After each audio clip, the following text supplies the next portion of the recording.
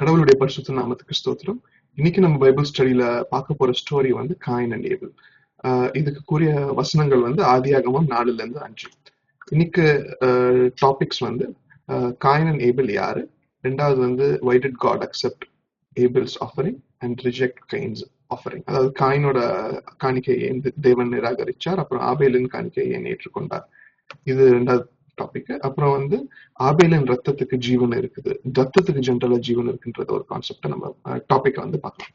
இப்போ ஃபர்ஸ்ட் வந்து coin and able யாருன்னா வந்து நம்ம ஆதியாகமம் 4ஆம் அதிகாரத்துல இருக்கு பார்த்தோம்னா வந்து காயின் அண்ட் ஏபிள் வந்து ஆதாம் அண்ட் ஏவாளோட 2 பசங்க. அவங்க ஆதாம் ஏவாள் வந்து தேவனால் வந்து ஏதேன் தோட்டத்துக்கு இருந்து வெளியே போனதுக்கு அனுப்பப்பட்டதுக்கு அப்புறம் வந்து பிறந்த 2 குழந்தைகள். அதுல வந்து காயின் தான் மூத்தவர். காயின் வந்து விவசாயம் பார்க்கிறவர். ஆபேல் 2வது பிறந்தவர் வந்து ஆடுகளை மேய்க்கிறவர்னு பைபிள்ல இருக்குது. இப்ப என்ன ஆகுதுன்னு வந்து அவங்க ஸ்டோரியில ஒரு இம்பார்ட்டன்ட் பார்ட் என்னன்னா வந்து 4ஆம் அதிகாரம் 3-5 வசனங்கள் நம்ம பார்த்தோம்னா வந்து தேவன் வந்து ஒரு சில டைமுக்கு அப்புறம் வந்து காயின் ஏபிளை வந்து காணிக்கை வந்து கொடுக்க சொல்றாரு. அப்ப வந்து காயினோட காணிக்கை வந்து தேவன் வந்து நிராகரிச்சிடுறாரு, ஆபேலோட காணிக்கை வந்து தேவன் ஏற்றுக்கொள்கிறார். இப்ப வந்து நம்ம இந்த இன்சிடென்ட்டை வச்சு நம்ம ஒண்ணு கொஞ்சம் டீப்பா வந்து ஏன் தேவன் வந்து ஒருத்தரோட காணிக்கையை ஏற்றுக்கொண்டு இன்னொருத்தரோட காணிக்கையை வந்து நிராகரிச்சார்னு வந்து நம்ம பார்க்கலாம். இப்ப சில பைபிள்ல இருக்க சில வசனங்கள் நம்ம எடுத்து பார்க்கலாம். அதுல வந்து எபிரேயர் 11:4 ஃபர்ஸ்ட். இதுல பார்த்தோம்னா வந்து ஏபிளையும் காயினை பத்தி எழுதியிருக்கிறாரு. என்ன எழுதியிருக்கிறாங்கன்னா வந்து ஏபிள் வந்து விசுவாசம் இருக்கிற ஒரு ஆளு, அப்புறம் வந்து காயின் வந்து அவிசுவாசம் இருக்கிற ஒரு ஆளு அப்படின்ற மாதிரி ஒரு இருக்குது.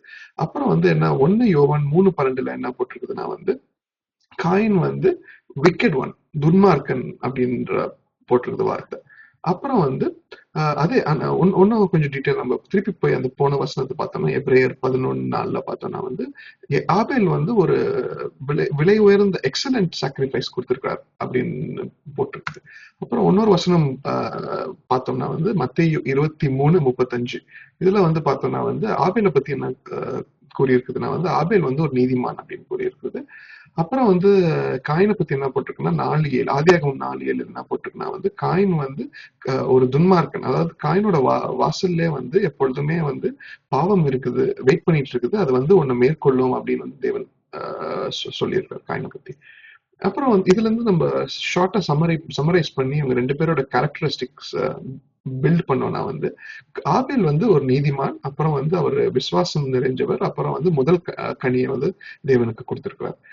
காயினை பார்த்தோம்னா வந்து அவர் ஒரு துன்மார்க்கன், அப்புறம் வந்து அவர் இன்னும் கொஞ்சம் அவர் ஸ்டோரியை பார்த்தோம்னா வந்து அவர் ஒரு லயர், ஒரு பொய் சொல்ற ஒரு ஆளு, அப்புறம் வந்து ஒரு மர்டரர், கொலை செய்யற ஒரு ஆளு. இப்ப வந்து இவங்க 2 பேரோட கேரக்டரிஸ்டிக்ஸ் நம்ம எடுத்து பார்த்தோம்னா வந்து காயின் வந்து விழுந்து போன மனிதர்களின் ஒரு பிரதிபலிப்பு. காயின் ஏன்னா விழுந்து போன மனிதர்கள் தான் வந்து துன்மார்க்கர்களாக இருக்கிறாங்க. அப்புறம் வந்து ஆபேல் பார்த்தோம்னா வந்து இந்த நீதித்துவம், விசுவாசம், பாட் ஃபர்ஸ்ட் ஆஃபரிங் வந்து இது வந்து எதை குறிக்குதுன்னா வந்து இயேசுவின் ஒரு முன்னிழலாக வந்து ஆபேல் இருந்திருக்கிறார். இப்ப நெக்ஸ்ட் வந்து விசுவாசம் நம்ம இப்ப விசுவாசம் பத்தி நம்ம பாக்குறதுக்கு முன்னாடி வந்து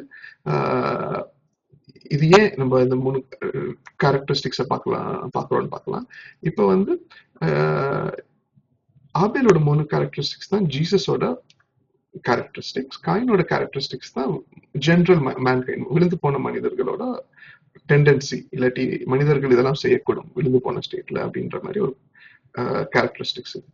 அதனால நம்ம ஒரு கேரக்டரிஸ்டிக்ஸும் இன்னும் கொஞ்சம் டீப்பா போய் பார்க்கலாம். இதுல ஃபர்ஸ்ட் வந்து ஃபெய்த்ஃபுல்னஸ். இப்ப நம்ம லாஸ்ட் கிளாஸ்ல வந்து பைபிள் ஸ்டடியில வந்து சொன்ன மாதிரி வந்து விசுவாசமும் கீழ்ப்படிதலும் வந்து ரொம்ப க்ளோஸ்லி ரிலேட்டட். இப்ப நம்ம யார் மேலே விசுவாசம் நம்பிக்கை வச்சிருந்தாதான் அவங்க சொல்ற வார்த்தைகளை வந்து நம்ம கீழ்ப்படியும். அப்படி இருக்கும்போது வந்து ஆபேல் வந்து விசுவாசம் அப்படின்னு விசுவாசத்துல இருக்கிற ஒரு நபர் அப்படின்னு பைபிள்ல போட்டிருக்கு. அப்படின்னா வந்து ஆபேல் வந்து கண்டிப்பா வந்து கீழ்ப்படிஞ்சிருப்பாரு. ஆனா காயினை பத்தி அப்படி எதுவுமே போடல. அப்படின்னா எப்படி எடுத்துக்கலாம்னா வந்து காயின் வந்து தேவன் சொல்ல சில காரியங்களை வந்து முழுசாக கீழ்ப்படியில. அதனால அதே மாதிரி ஏன்னா வந்து முழுசாக விசுவாசம் இல்லை நம்ம எடுத்துக்கலாம். காயினும் ஆபேல் ஆப்போசிட்டா எடுத்து பார்க்கும்போது. அப்புறம் வந்து ரெண்டாவது பாயிண்ட் பார்க்கும்போது ஆபேல் வந்து first gift, first offering and most expensive gift, விலை உயர்ந்த பொருளையும் முதல் கனியும் தான் வந்து தேவனுக்கு கொடுத்திருக்காரு. ஆனா காயின் வந்து அந்த மாதிரி எதுவுமே கொடுத்த மாதிரி எதுவுமே பைபிள்ல போடல. இதுல இருந்து என்ன நம்ம கத்துக்கலாம்னா, ஆபேல் வந்து தேவனுக்கு எப்போதுமே முதல் இடம் கொடுத்திருக்காரு. அப்புறம் இன்னொரு இம்பார்ட்டன்ட் பாயிண்ட் வந்து ரைச்சியஸ்னஸ் ஆபேலுக்கு. இப்ப ரைச்சியஸ்னஸ்னா என்னன்னா, ஜென்ரலி இங்கிலீஷ் டிக்ஷனரியில் எடுத்து பார்த்தோம்னா வந்து acting in accordance with divine or moral law. அப்படின்னா வந்து என்னன்னா வந்து ஒரு தேவனுடைய ஒரு கட்டளைகளை வந்து அப்படியே கீழ்ப்படுகிறது தான் வந்து நீதித்துவம், நீதிமான். இப்ப வந்து ஒரு 3 டேர்ம்ஸ், பிப்ளிக்கல் டேர்ம்ஸ் வந்து நம்ம ரிலேட் பண்ணி பார்க்கலாம். ஒன்னு வந்து ஒபீடியன்ஸ், ரெண்டாவது வந்து ஃபேத்ஃபுல்னஸ், தேர்ட் வந்து ரைச்சியஸ்னஸ். இப்ப நம்ம யார் மேலேயே வந்து ஃபேத்ஃபுல்னஸ் இருந்தாதான், விசுவாசம் யார் மேலே இருந்தாதான் அவங்க சொல்றதை வந்து நம்ம கீழ்ப்படிவோம். இப்ப அந்த சொல்றது கீழ்ப்படிஞ்சாதான் நம்ம வந்து நீதிமானா இருக்கணும். இப்ப வந்து தேவன் மேல நம்மளுக்கு விசுவாசம் இருந்தால் தேவன் சொல்ற எல்லா கட்டளைகளையும் வந்து நம்ம கீழ்ப்படியும், ஒபே பண்ணுவோம். அப்படி ஆட்டோமேட்டிக்கா நம்ம ஒபே பண்றதுனால நம்ம நீதிமான் ஆயிடும். ஸோ இதுதான் அந்த லிங்க், ஃபேத்ஃபுல்னஸ், ஒபீடியன்ஸ், ரைச்சியஸ்னஸ். அப்புறம் இப்படி இருக்கும்போது வந்து என்ன ஆயிருக்கும்னா வந்து அநேகமா தேவன் வந்து காயின் ஆபேலுக்கு வந்து வாழ்க்கை எப்படி வாழணும்னு சொல்லி கொடுத்துருக்கோம், சட்டம் சொல்லியிருப்பாரு. அப்புறம் வந்து நீ எப்படி வந்து இந்த காணிக்கையை வந்து நீ கொடுக்கணும்னு வந்து இன்ஸ்ட்ரக்ஷன்ஸ் கொடுத்துருப்பாரு, இப்படி இப்படி பண்ணணும்னு. அதெல்லாம் வந்து காயின் வந்து தேவன் மேல் விசுவாசம் இருந்ததுனால எல்லாத்தையும் கீழ்ப்படிஞ்சதுனால வந்து அவர் வந்து நீதிமான் பைபிள்ல போட்டிருக்குது ஆபேல். ஆனா காயின் வந்து நீதிமானு போடாதது காரணம் வந்து என்னவா இருக்கணும்னா, தேவன் சொன்ன சில இன்ஸ்ட்ரக்ஷன்ஸ் வந்து காயின் வந்து அப்படியே ஃபாலோ பண்ணியிருக்க மாட்டார். அதுதான் காயின் அண்ட் ஏபிளுக்கு வித்தியாசம், நீதித்துவத்துக்கும் அந்நீதித்துவத்துக்கும் ஒரு வித்தியாசம். இப்ப இந்த 3 பாயிண்ட் வந்து எதுக்கு பாக்குறோம்னா வந்து ஆபேல் வந்து இயேசுவின் ஒரு முன்னிழலாக இருந்துக்கிறார், ஒரு டைப். காயின் வந்து மேன்கைண்ட் வந்து ரெப்ரசென்ட் பண்றார். இப்ப வந்து இதை கொஞ்சம் பார்க்கலாம், கம்பேர் பண்ணி பார்க்கலாம் ஏபிளையும் ஜீசஸையும். அப்படி பார்க்கும்போது ஃபர்ஸ்ட் வந்து என்னன்னா வந்து ஏபிள் வந்து அவருக்கு காணிக்கை கொடுக்கறதுல நீதித்துவத்தையும் ரைச்சியஸ்னஸையும் காமிச்சிருக்காரு. அதே மாதிரி ஜீசஸும் வந்து அவருக்கு காணிக்கை கொடுக்கறதுல வந்து ரைச்சியஸ்னஸும் ஃபேத்ஃபுல்னஸும் காமிச்சிருக்காரு. இப்ப தேவனோட இயேசுவோட காணிக்கை என்னன்னா வந்து சிலுவையில வந்து அவர் உயிரே கொடுத்ததுதான் காணிக்கை. இப்ப அந்த காணிக்கையில வந்து தேவன் வந்து என்ன நீதித்துவத்தை காமிச்சிருக்காரு அப்படின்னு நம்ம பார்த்தோம்னா வந்து இப்ப வந்து ஜீசஸ் வந்து சிலுவையில வந்து சாவணும், அது லா, தேவனோட சட்டம் தான் வந்து இயேசு கிறிஸ்து வந்து சிலுவையில வந்து ஒரு பலிபீடாக வந்து ஒரு ஸ்பாட்லெஸ் லேம்ப், அந்த பஸ்கா பண்டிகையின் ஆடா மாதிரி செத்துருக்கிறார். அப்படி இருக்கும்போது வந்து இயேசு கிறிஸ்து இந்த மாதிரிதான் காணிக்கையாக சிலுவையில வந்து அரைஞ்சு மறிச்சு உயிர் தெழுதணும்னு வந்து பிதாவானவரோட சட்டம். இப்ப இயேசு கிறிஸ்து வந்து தேவனோட இந்த சட்டத்தை அப்படியே ஃபாலோ பண்ணதுனாலதான் அவரோட இயேசு கிறிஸ்துவோட காணிக்கை வந்து நீதிமானோட ஒரு காணிக்கை. இப்ப இயேசு கிறிஸ்து வந்து செத்துதான் நம்மளுக்கு ரட்சிப்பு கிடைக்கணும்ன்ற அந்த மாதிரி ஒரு கான்செப்ட் இருந்துச்சுன்னா அவர் எப்படி வேணா செத்துருக்கலாம், ரொம்ப ஈஸியான வேலை கூட செத்து நம்மளுக்கு ரட்சிப்பை கொடுத்துருக்கலாம். ஆனா வந்து தேவன் சொன்ன விதத்துல செத்து, பாடுபட்டு செத்து உயிர் தெழுந்ததுனாலதான் அவரோட காணிக்கை வந்து நீதிமானோட காணிக்கை. ஆபேலோட காணிக்கையும் நீதிமானோட காணிக்கை, இயேசு கிறிஸ்துவோட காணிக்கையும் நீதிமானோட காணிக்கை. அப்புறம் ரெண்டாவது பாயிண்ட் வந்து ஆபேல் வந்து மிக விலை உயர்ந்த காணிக்கை வந்து கொடுத்திருக்காரு. அப்படின்னு பார்க்கும்போது ஆபேல் தனக்கு இருக்கிற மிக விலை உயர்ந்த பொருளை தான் வந்து கொடுத்திருக்காரு. அது வந்து அவருக்கு நஷ்டம் ஏற்படுத்துற ஒரு பொருளாகவும் இருந்திருக்கலாம். ஆனாலும் அவர் தேவனுக்கு முதலிடம் கொடுத்து அதை கொடுத்திருக்காரு. இயேசு கிறிஸ்துவும் அதே மாதிரி அவர்கிட்ட இருந்த மிக மிக விலை உயர்ந்த பொருளை தான் வந்து தேவனுக்கு காணிக்கையை கொடுத்திருக்காரு. அவர்கிட்ட இருந்த மிக விலை உயர்ந்த பொருள் எதுனா அவரே வந்து காணிக்கையா கொடுத்துருப்பார். இது இன்னொரு கம்பாரிசன் ஆபேலுக்கும் இயேசுக்கும். அப்புறம் வந்து என்னன்னா வந்து ஆபேல் வந்து எல்லா சமயத்திலயும் வந்து தேவனுக்கு முதலிடம் கொடுத்திருக்காரு. ஏன்னா வந்து அவர் முதல் கனியை தான் வந்து தேவனுக்கு கொடுத்திருக்காரு. அதே மாதிரி இயேசுவை வந்து பிதாவானவருக்கு தான் எப்பொழுதுமே வந்து முதலிடம் கொடுத்திருக்காரு. இது எங்க நம்ம பார்த்தோம்னா கெத்செமனே தோட்டத்துல வந்து அவர் வந்து தேவன்கிட்ட ப்ரே பண்ணும்போது, அதாவது லூக் 22:42 பார்க்கும்போது வந்து உம்முடைய சித்தம் இருந்தால் இந்த பாத்திரம் என்னை விட்டு நீங்க பட செய்யும் அப்படின்றார். அந்த பாடலையும் வந்து எப்பொழுதுமே வந்து அவர் பிதாவானவருக்கு தான் ஃபர்ஸ்ட் இம்பார்ட்டன்ஸ் கொடுத்திருக்கிறார். அதனால வந்து இயேசுக்கும் ஆபேலுக்கும் இருக்கிற சிமிலர் பீப்புள் தான்.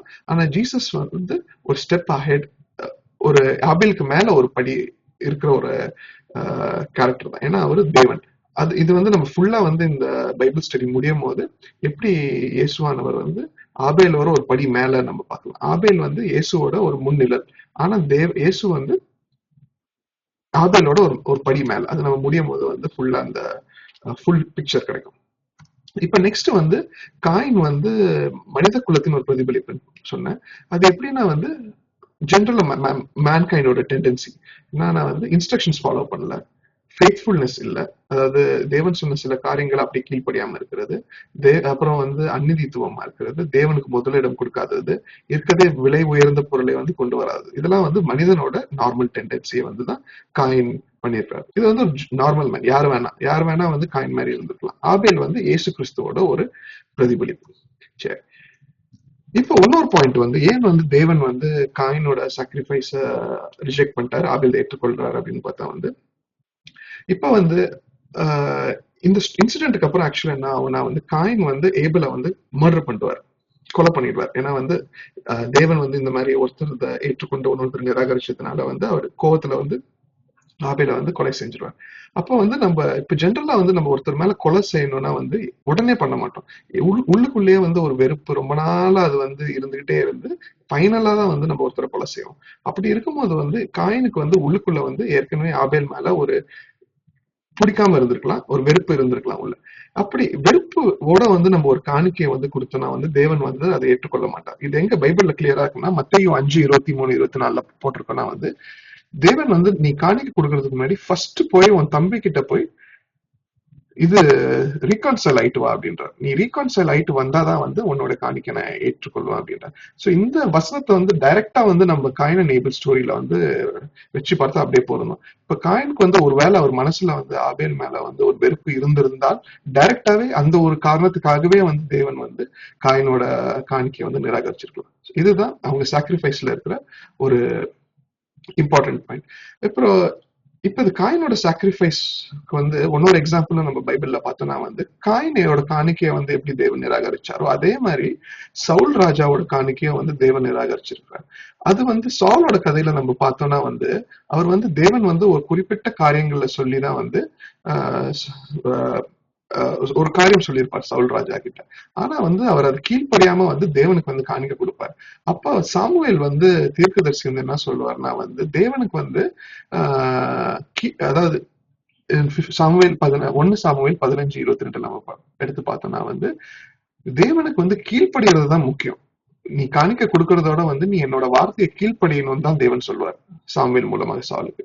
சோ இதுல இருந்து வந்து இந்த ஸ்டோரிக்கும் அந்த ஸ்டோரிக்கு என்ன சிமிலாரிட்டினா வந்து காயின் அண்ட் சாமுவேல் ரெண்டு பேருமே வந்து காணிக்க கொடுத்திருக்காங்க.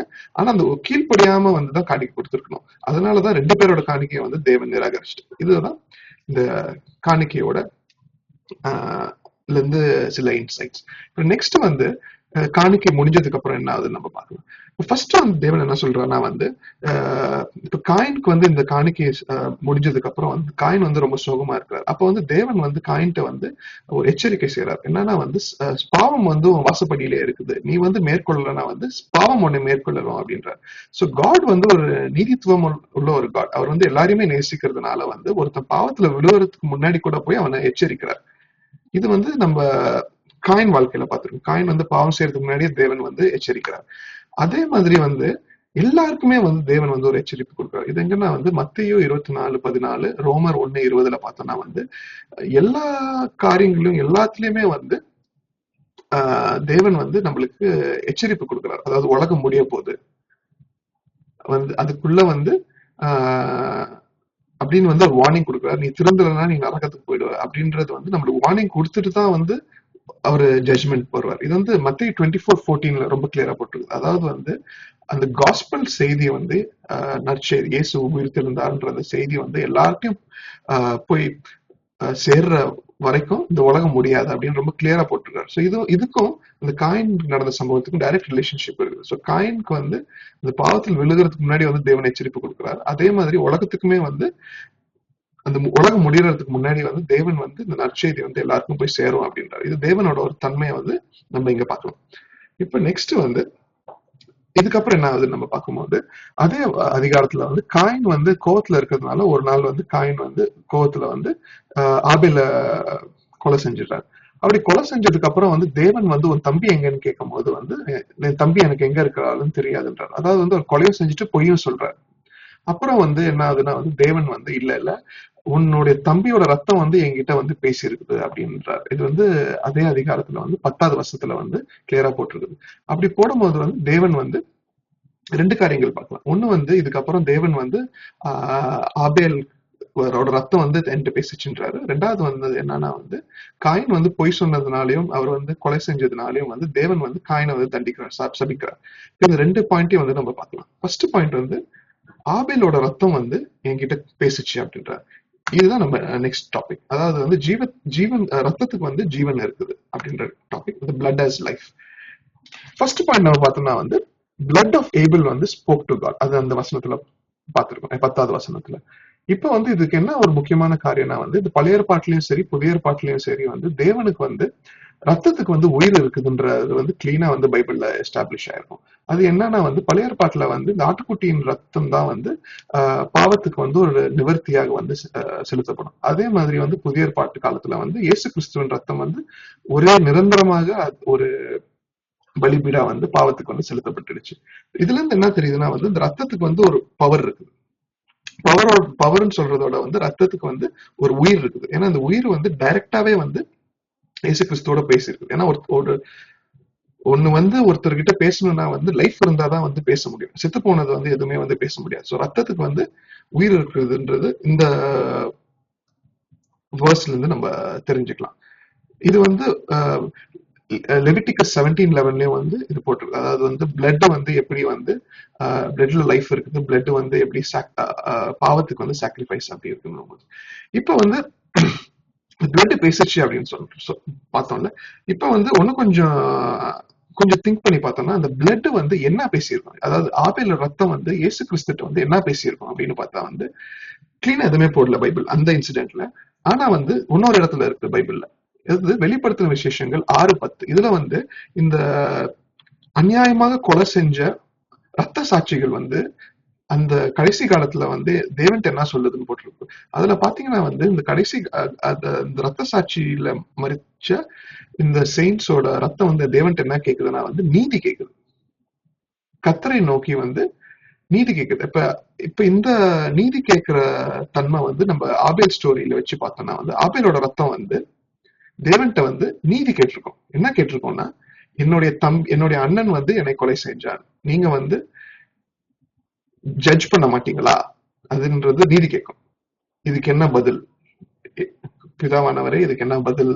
அதுதான் வந்து ஆபேலின் ரத்தம் கேட்டிருக்கோம். இது வந்து மார்டரோட ரத்தம். ஆபேலுமே வந்து ஒரு மார்டர் தான். ஏன்னா வந்து அவர் வந்து தேவனோட கொடுத்த இன்ஸ்ட்ரக்ஷன்ஸ் எல்லாம் வந்து அவர் ஃபாலோ பண்ணதுனாலதான் வந்து அவரோட அண்ணன் வந்து அவர் கொலை செய்யறாரு. இப்ப மார்டர்ஸும் அப்படிதான், ரத்த சாட்சிகள் தேவன் சொன்ன காரியங்களை வந்து அவங்க செய்யறதுனாலதான் வந்து பிறர் வந்து பிடிக்காம வந்து ரத்த சாட்சிகளை அந்த ஊழியக்காரங்களை வந்து ரத்த சாட்சி கொலை செஞ்சிடுறாங்க. சோ ஆபேல் தான் ஃபர்ஸ்ட் ரத்த சாட்சி. இப்போ ஆபேலோட ரத்தம் வந்து நீதி கேக்குதுன்னு பார்த்தோம். இப்ப நான் ஃபர்ஸ்ட் சொன்ன ஒரு ஆபேலுக்கும் ஜீசஸ்க்கும் வந்து ஒரு கம்பேரிசன் பண்ணல. அப்போ நான் என்ன சொன்னேன்னா வந்து ஜீசஸ் வந்து ஆபேலோட ஒரு படி மேல. சிமிலாரிட்டிஸ் இருந்தாலுமே வந்து ஜீசஸ் வந்து ஆபேலோட ஒரு படி மேல. அது எப்படின்னா வந்து டைரக்டா வந்து பைபிள் ஒரு இடத்துல இருக்குது. எபிரேயர் 12:24 பார்த்தோம்னா வந்து இயேசு கிறிஸ்துவானவர் வந்து ஆபேலோட ஒரு ரத்தத்தோட வேற ஏதோ விசேஷமாக வந்து பேசுது அப்படின்னு வந்து போட்டிருக்குது. வெரி இம்பார்ட்டன்டான வசனம். அதாவது இங்கிலீஷ்ல and to Jesus the mediator of the new covenant and to the blood of sprinkling that speaketh better things than that of Abel. அதாவது இயேசு கிறிஸ்துவின் ரத்தம் வந்து ஆபேலோட ரத்தத்தோட வேற ஏதோ விசேஷமாக பேசுது. அது என்ன நம்ம ஒண்ணு கொஞ்சம் பார்த்தோம்னா வந்து இயேசு கிறிஸ்துவின் ரத்தம் வந்து நமக்காக வந்து பரிந்து பேசுது. அப்புறம் வந்து இயேசு கிறிஸ்துவின் ரத்தம் வந்து நம்மளுக்காக பாவ நிவர்த்தி செய்யற ரத்தம். 2 இது ஒரு இல்லஸ்ட்ரேஷன் கொடுக்கணும்னா வந்து இப்ப ஜீசஸ் வந்து கிராஸ்ல வந்து செத்துட்டு இருக்காரு, அவர் ரத்தம் ஊத்திட்டு இருக்குது. அந்த சமயத்துல வந்து ஜீசஸ் என்ன சொல்றாருன்னா வந்து பிதாவே இவர்களின் பாவங்களை மன்னியும்ன்றார். ஆனா ஆபேலோட ரத்தம் வந்து அவர் செத்துட்டு இருக்கும் போது இவர்களின் பாவங்களை மன்னியும்ன்றார். ஆனா ஆபேல் செத்ததுக்கு அப்புறம் இவர்கள் செஞ்ச அந்நீதியை வந்து நீர் கேள்வி கேளும் அப்படின்றார். சோ ஆபேல் ரத்தம் வந்து நீதி கேக்குது, இயேசு ரத்தம் வந்து பரிஞ்சு பேசி பாவ மன்னிப்பு கொடுக்குது. அதுதான் வித்தியாசம். அது ஒரே காரணத்தினாலதான் இயேசு வந்து ஆபேலோட ஒரு படி மேல. ஆபேல் ஜீசஸ்க்கும் பைபிள்ல இருக்க எந்த செயின்ஸ்க்கும் சிமிலாரிட்டிஸே கிடையாது. ஏன்னா பைபிள்ல இருக்க எல்லா செயின்ஸும் எல்லா தேவனோட மனிதர்களும் வந்து பரிசுத்தவான்கள் தான். செயின்ஸ் தான், பரிசுத்தவான்கள் தான். ஆனா யாருமே வந்து இயேசு கிறிஸ்துவுக்கு சிமிலர் கிடையாது, ஒரே லெவல் கிடையாது. இயேசு வந்து எல்லாரோடய ஒரு படி மேல. ஏன்னா வந்து அவர் தேவன் மட்டும் இல்ல, அவர் மனிதன் மட்டும் இல்ல, அவர் கடவுளும்.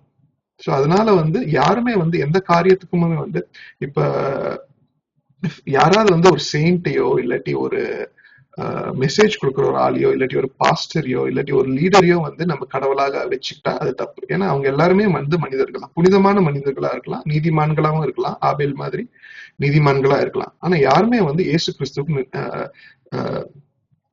சிமிலர் கிடையாது. ஏன்னா எல்லாருடைய ரத்தம் வந்து நீதி கேட்கும். இயேசு கிறிஸ்துவோட புனிதமான மனிதர்கள் கூட அவங்களோட ரத்தம் வந்து நீதி கேட்கும். ஆனா இயேசு கிறிஸ்துவோட அவர் ஒருத்தரோட ரத்தம் மட்டும்தான் வந்து பாவத்துக்கு நிவர்த்தி. அவர் பாவங்களை மன்னிக்கக்கூடிய ரத்தம் இயேசு கிறிஸ்துவோட ஒரே ரத்தம் மட்டும். அப்புறம் வந்து ஃபைனலா வந்து என்னன்னு பார்த்தோம்னா வந்து இது ஆபேல் அண்ட் ஜீசஸ் பிளட்டை பத்தி பார்த்தோம். அப்புறம் வந்து காயினோட சாபம். தேவன் வந்து காயினை சபிச்சு வந்து அனுப்பிச்சு விட்டுறாரு அவர் செஞ்ச தப்புனால. அப்புறம் என்ன ஆகுதுன்னா வந்து அனுப்பிச்சு விடும் போது வந்து அதாவது ரொம்ப மோசமான கர்ஸ் தான் கொடுத்துறாரு. இப்ப ஆதாமுக்கு ஒரு கர்ஸ் கொடுத்துறாரு, காயினுக்கு ஒரு கர்ஸ் கொடுக்குறாரு. ஆனா இது கொஞ்சம் டீட்டெயில் நம்ம பார்த்தோம்னா வந்து ஆதாமோட கர்ஸ் வந்து நீ வந்து விவசாயம் செய்வ, கஷ்டப்பட்டு விவசாயம் செய்வ, அதுக்கப்புறம் தான் வந்து உனக்கு பலன் கிடைக்கும் அப்படின்றாரு ஆதியாகமம் 3:17. ஆனா காயினோட என்ன சொல்றாருன்னா வந்து நீ என்னதான் கஷ்டப்பட்டாலுமே வந்து இந்த நிலம் வந்து நிலத்துல வந்து நீ விவசாயமே பண்ண முடியாது அப்படின்றாரு. சோ இது வந்து ஒரு படி மேல. ஆதாமோட சாபத்துக்கும் காயினோட சாபத்துக்கும் வித்தியாசம் இருக்கு. காயினோட சாபம் ஒரு படி மேல. அதனாலதான் வந்து காயின் வந்து இது என்னால தாங்க முடியாது அப்படின்னு சொன்னதுனால தேவன் வந்து அவர் மேல ஒரு முத்திரையை கொடுத்து தான் அனுப்பிச்சு விடுறாரு. இதுதான் காயின் அண்ட் ஏபிளோட மெயின் ஸ்டோரி. ஸோ இப்போ நம்ம சம்மரைஸ் பண்ணி பார்த்தோம்னா வந்து நம்ம என்ன கத்துக்கணும்னா வந்து காயினை போல இருக்கக்கூடாது. ஆப்வியஸ்லி ஆபேல் போல வந்து நீதித்துவம், விசுவாசம், அப்புறம் தேவனுக்கு முதல் இடம் கொடுக்கிறவர்களா இருக்கணும். அப்புறம் சவுலோட வாழ்க்கையிலும் காயினோட வாழ்க்கையிலும் கத்துக்கிறது என்னன்னா வந்து கீழ்ப்படிதல் தான். நம்ம காணிக்கை செலுத்துறதோட கீழ்ப்படிதல் தான் முக்கியம். அப்புறம் இயேசுதான் ஆபேலுக்கு வந்து ஒரு முழுமையான ஆபேல். ஆபேல்கிட்ட இருக்க ஒரே குறை என்னன்னா வந்து அவருடைய ரத்தம் வந்து நீதி கேட்குது. ஆனா இயேசு வந்து அது அதனால அவர் வந்து பெர்ஃபெக்ட், முழுமையான ஆபேல் இயேசு கிறிஸ்துவோட ரத்தம் வந்து நம்மளுக்கு பரிந்து பேசி நம்மளை காப்பாற்றுது. கடவுளுடைய பரிசுத்த நாமத்துக்கு ஸ்தோத்திரம்.